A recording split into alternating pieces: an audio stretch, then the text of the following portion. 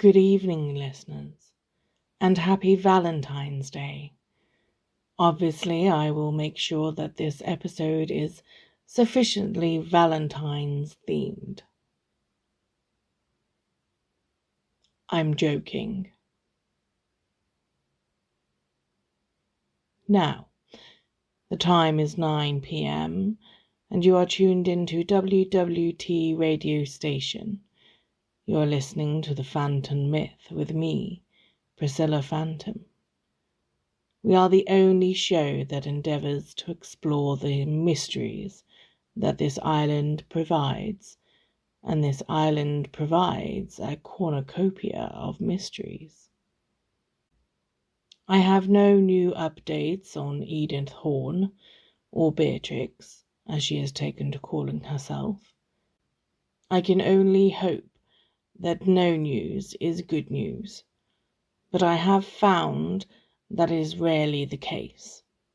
The police have not apprehended her as of yet, but I still believe they will. Soon. Hopefully. We've received a lot of letters here in the station, most of which are comments about the show, but many are stories sent in by our listeners. It seems that perceived supernatural occurrences have been happening more and more recently.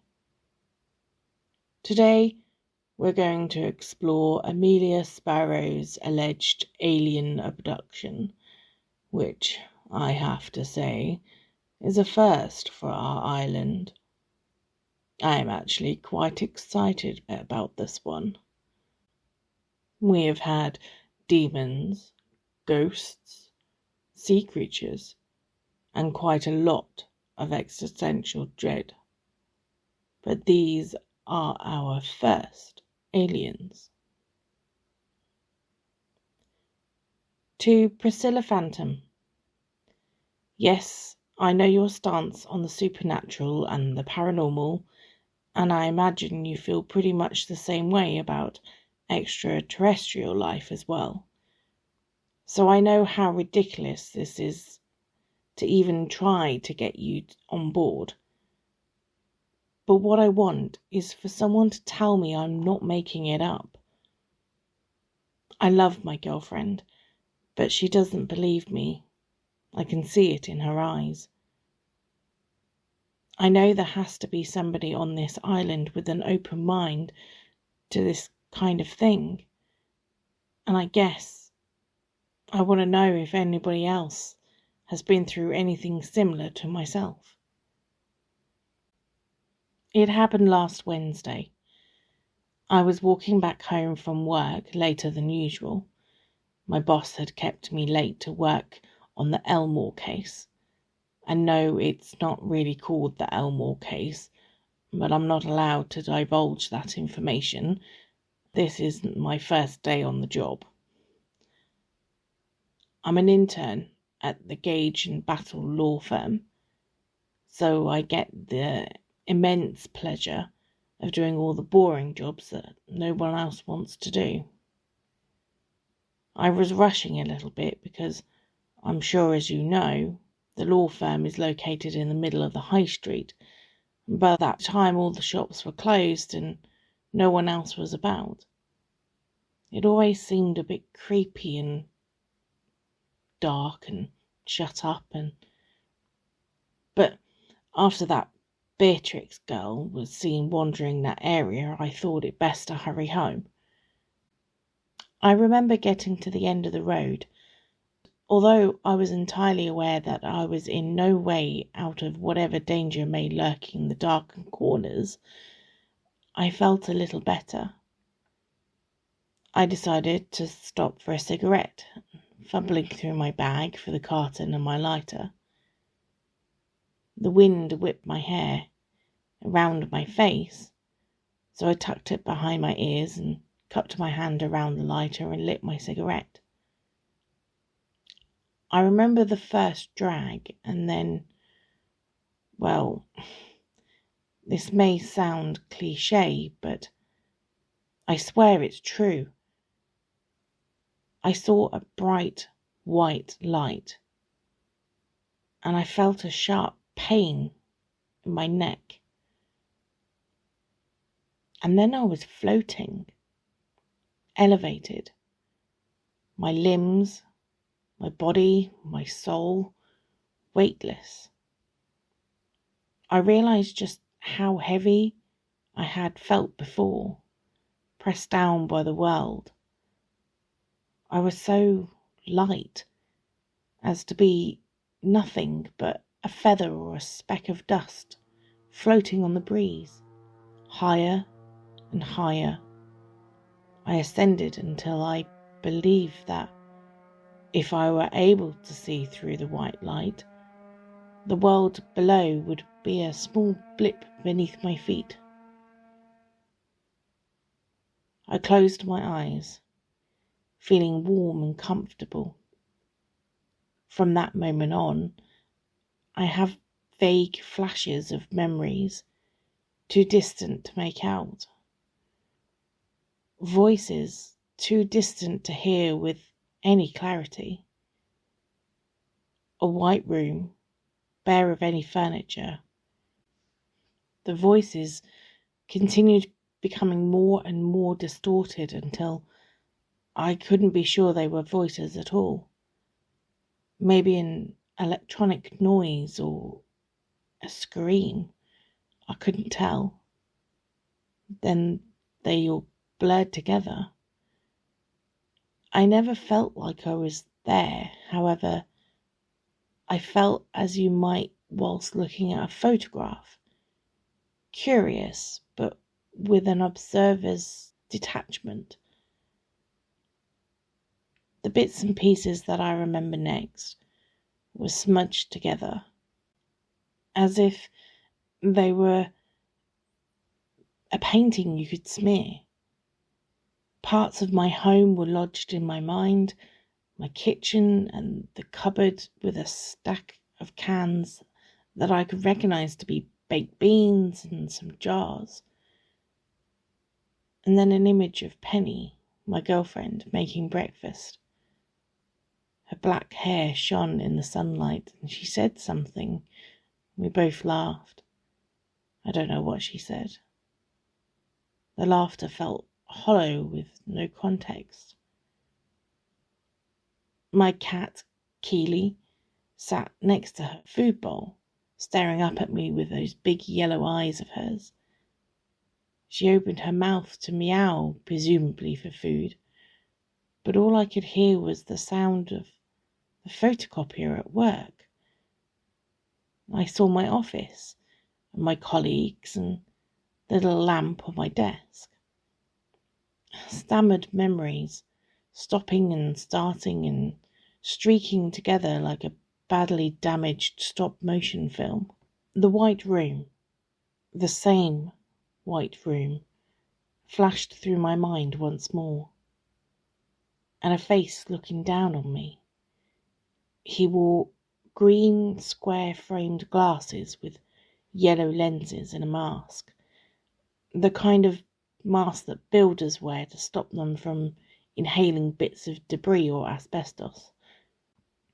My friend, Reuben, was sat across a glass-top table from me in a place that I didn't recognise. Behind him were the walls, which were green and patterned. Swirls, or flowers, or damask? I wasn't sure. Beside me sat Penny, and beside Reuben was a man I didn't recognise. He had dark hair, and I looked at him and he smiled a wide smile, and so did Reuben and Penny. Was I smiling alongside them? We seemed to hold that smile for longer than we should. I opened my eyes and everything was clear and familiar. I was awake and I knew who I was and where I was. I was at home. I sat up to find that I was wearing my favourite pyjamas, and I stared at the golden light seeping through the thin curtains. I glanced at my clock and the time read 8:37. The sheets on the bed had recently been changed, and my girlfriend was asleep beside me. I was home. I thought about waking her, but I felt so grounded in that moment that I was sure it could wait. Instead, I lay in bed, just staring at the ceiling, confused, but comfortable in the feeling of just being. Eventually, Penny rolled over and opened her eyes, and I smiled at her, and I let the world feel perfect. After a while, I slid out of bed, telling Penny that I needed to get ready for work. By that point, I had told myself that those memories were just a dream. She gave me an odd look and sat up. "It's Saturday," she told me. I asked her whether we had met Reuben recently, and she told me that we had. We had met him and his new boyfriend, David, for lunch. "The man with the dark hair and pale eyes?" I asked her. She said yes and proceeded to ask whether I was feeling all right. I nodded and told her I was, but that my memories were hazy. I asked her whether I'd gone missing recently. She told me that I was late home Friday night. Apparently I hadn't warned her ahead of time, but when I got back I seemed fine. I nodded and puzzled over this. I didn't know what to make of it. It wasn't like I was drinking or doing drugs. I wasn't even on any prescription medication. Not that I knew of any that could cause this. Penny was worried about me, I could tell. She told me I should talk to a doctor and offered to drive me to the hospital, but I refused. I think I just didn't want to be in another white room.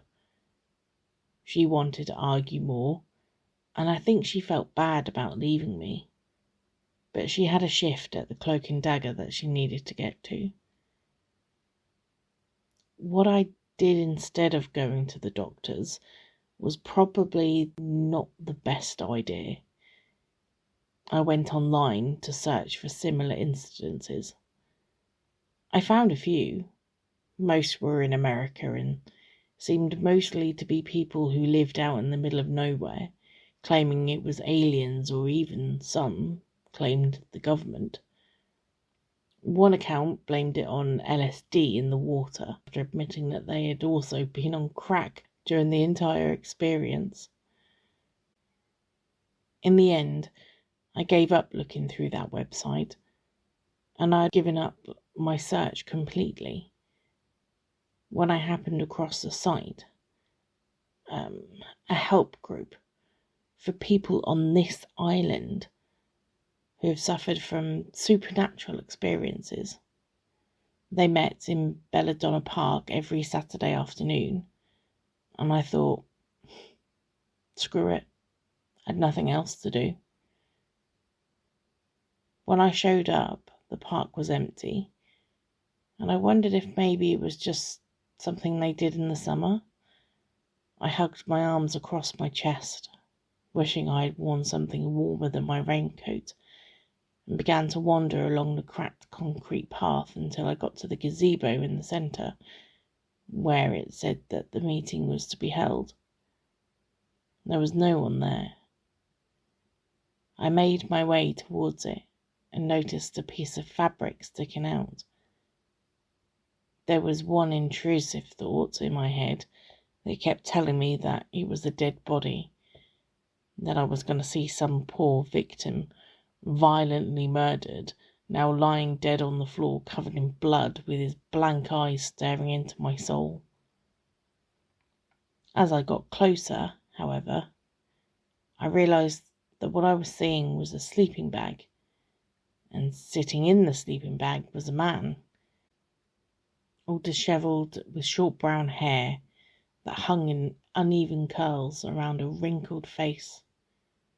I knew this man. We all do.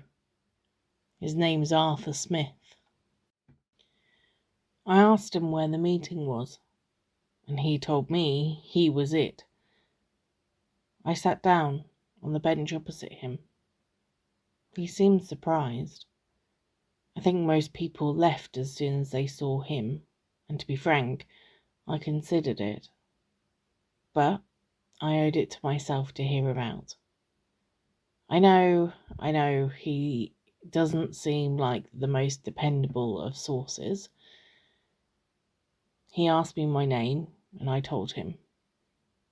I asked him how often people came to him. He told me he only got 1 or 2 people a month. He looked me in the eye, unblinking and unself-conscious, as he knew I wasn't there to ask about him. So why not say what was on my mind? I told him about leaving work and walking down the high street. He nodded to show he was listening, but when I told him about the bright white light and the sharp pain I'd felt in my neck, I saw his eyebrow raise. He cocked his head to one side ever so slightly, but remained silent. I told him everything about the white room and the man with the mask. I told him how my memory was blurred together and how I'd woken up this morning missing 2 days with only a vague recollection of the time. He told me that he knew what I was going through. His memories were blurred the same way, except years of his life were gone. He told me that he had gone to the police, but he was dismissed as a liar or a drug addict or both. They told him to get clean, but he had never done any drugs.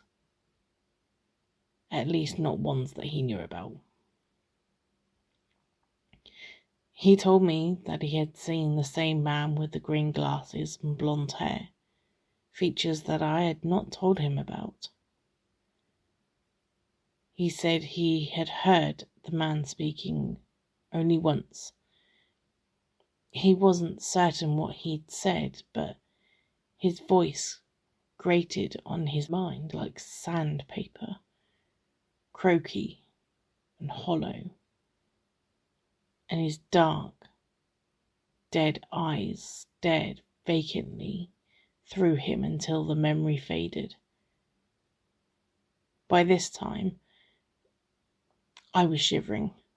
I was, of course, freezing, but the way he described this man in such exact detail left a cold emptiness in my chest. Arthur offered me a blanket, but I could see the goosebumps on his arms and declined instead. I rifled through my bag to pull out my cigarettes and lighter. I offered him one, which he took, and passed him my lighter before lighting one for myself. It was late afternoon, and the sun was a slither on the horizon, leaving the sky bruised and darkened with the coming nightfall. "What else have you seen?" I asked him. He smiled, a smile that left a sadness in his eyes, and he said, "I have seen more than I care to. Sometimes I feel thankful that some of my memories are missing." He looked into my eyes again, and I felt that he could see straight into my mind, and he simply said,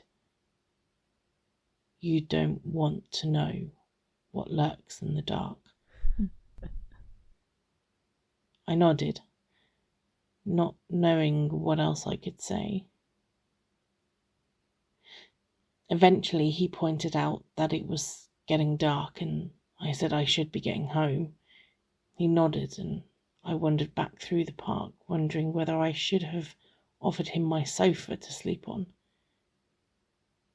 He seemed like a nice man, but he was still a stranger. And although I doubt that he might try and murder me in my sleep, I would imagine that no murderer announces their intent upon first meeting a person.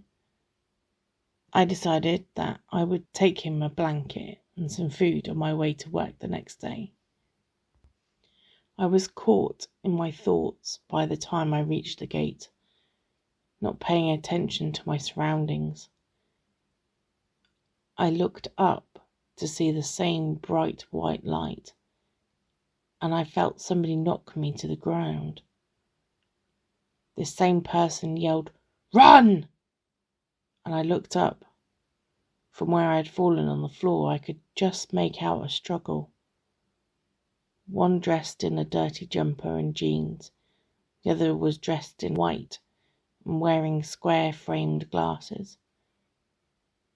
I couldn't see them very well, but I would imagine those glasses were green in colour. The man, who I am certain now was Arthur Smith, yelled at me to run again, and I'm ashamed to say that I did. I left him. He saved me, and I left him. I ran home and I told Penny about everything. She tried to rationalise it, saying that they were probably there for him from the hospital or rehab or something. But I told her she was wrong, that he had never done drugs, and she just looked at me like I was so naive. I might be naive, but I know whoever those people were, they weren't there to help him. I've crossed through the park every day on my way to and from work, hoping to hear somebody tell me that the world is about to end.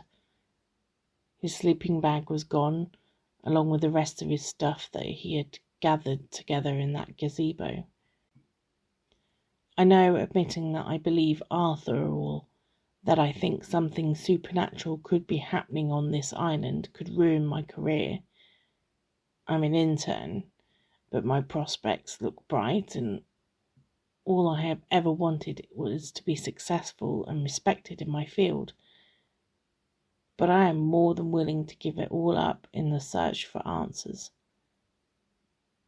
My girlfriend thinks writing to you is a bad idea, and I'm not so sure she's wrong, but I need to know what happened to Arthur and what happened to myself. So if anybody knows anything or has any similar experiences, then please, I beg you, meet me in the gazebo in Belladonna Park on Saturday afternoon. I will be there. Thank you, Priscilla.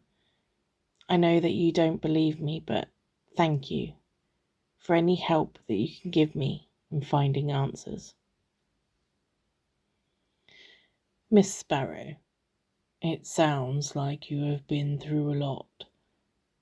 I'm not sure that it's a signifier that anything supernatural has been happening, but I do urge you to talk with police and invest in some pepper spray and maybe a new burglar alarm. I do not doubt something has happened to you, but I think we should try to remain safe. You're right in saying that your prospects are bright. By all accounts, you are very talented. You have been a victim of what seems like a kidnapping. This should not affect your career, and as a young woman fighting for her own career, I promise you that I will do everything in my power to make this easier for you. This is something I feel very strongly about, and I have a platform and an ever-growing audience. And I hope that Gage and Battle will keep this in mind. It is true that Arthur Smith has not been in the park for the past 2 days, but this morning he appeared. He was standing in his gazebo, warning us of the end of times. Let me tell you, listeners, I have never been so grateful for a man telling me I was going to die. However, he didn't look well. Arthur was pale, and there was distance in his eyes.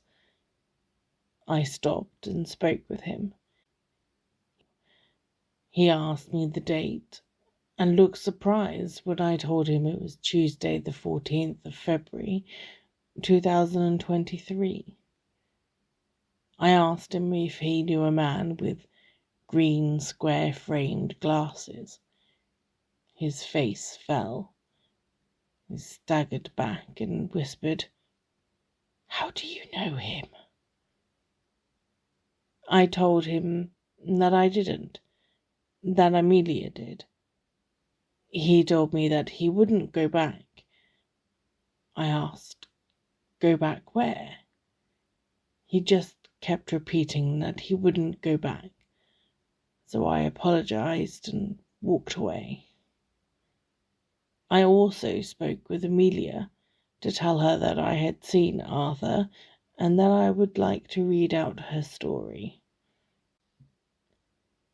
It doesn't seem likely that this is an incident of supernatural occurrence, but it does seem that something horrible has happened to Amelia Sparrow and Arthur Smith. But I promise you, I will do my utmost to find the answers to all of the strange happenings on this island. Sleep well, listeners. The voice of Priscilla Phantom is Lyndsey Evans. This podcast was written, produced, and edited by Sasha K Williams. Thank you for listening to our podcast, The Phantom Myth. Hope you enjoyed it. And remember, you are responsible for your own soul. Try not to sell it unless you really have to. Have a super day.